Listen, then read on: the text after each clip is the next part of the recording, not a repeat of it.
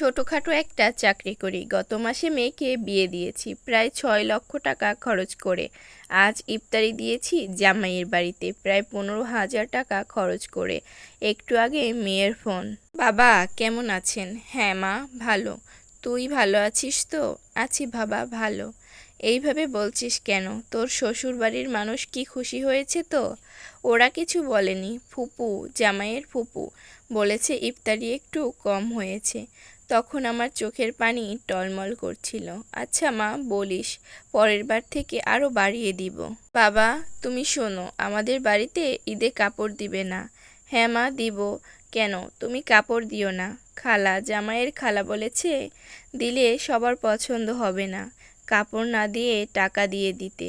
30,000 টাকা দিলে সবার নাকি হয়ে যাবে। আচ্ছা মা, তুই চিন্তা করিস না, আমি এখনো বেঁচে আছি তো। আমার বুঝতে দেরি হলো না, এতক্ষণে মেয়ের চোখের অনেক জল গড়িয়ে পড়েছে। আচ্ছা বাবা, এখন রাখি। আচ্ছা মা, ভালো থাকিস। রাতে ছোট ছেলে নামাজ থেকে আসলো। বাবা তুমি আছো? হ্যাঁ আছি। কিছু বলবি? হ্যাঁ বলবো। ঈদের দ্বিতীয় সপ্তাহে সেমিস্টার ফাইনাল। বেতন, ফর্ম ফিল আপ ও অন্যান্য সহ 25,000 টাকা লাগবে। আমার টিউশনির কিছু টাকা আছে, আপনি 20,000 দিলেই হবে।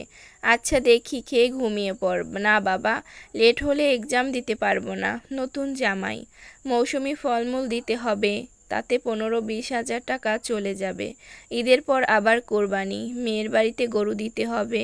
গরুর যে দাম, কমপক্ষে 50,000 টাকা তো লাগবে। এইখানেই শেষ নয়, আরও রয়েছে মেয়ের বাড়িতে দেওয়ার বিভিন্ন মৌসুমে বিভিন্ন আয়োজন। এইসব চিন্তা করতে করতে না খেয়ে শুয়ে পড়েছি। নাবিলার মা অনেক কিছু জিজ্ঞেস করছিল, কিছু না বলেই শুয়ে পড়েছি। মাথায় একটা বিষয় কাজ করছে, টাকা টাকা আর মেয়ের সুখ। এভাবেই রাত 12টা। হঠাৎ করে বুকের ব্যথাটা বেড়ে গেছে। ধীরে ধীরে আমি দুর্বল হয়ে যাচ্ছি। আমার হাত পাগুলো অকেজা হয়ে আসছে। আমার সারা জীবনের অনেক স্বপ্ন অসমাপ্ত রয়ে গেছে। সেই চিন্তাগুলো এখন আমার পিছু ছাড়ছে না। পরদিন সকালবেলা সবাই কান্নাকাটি করছে। আমার ছোট্ট মেয়ে, আমার প্রিয় স্ত্রী, সবাই কান্না করছে। শুনলাম বড় মেয়ে ইতি এর মধ্যেই এসে গেছে। সবার দিকে চেয়ে থাকলাম। অনেক কিছুই বলতে চাচ্ছি, কিন্তু কিছুই বলতে পারছি না। ঠিক 2 মিনিট পর আর কি। এভাবেই শত শত বাবারা চোখ বুজে যায়, কিছুই বলতে পারে না। তাদের অসমাপ্ত সব স্বপ্নগুলো এভাবে অসমাপ্তই থেকে যায়। টাকা, টাকার জন্যই সবার সুখ হয় না।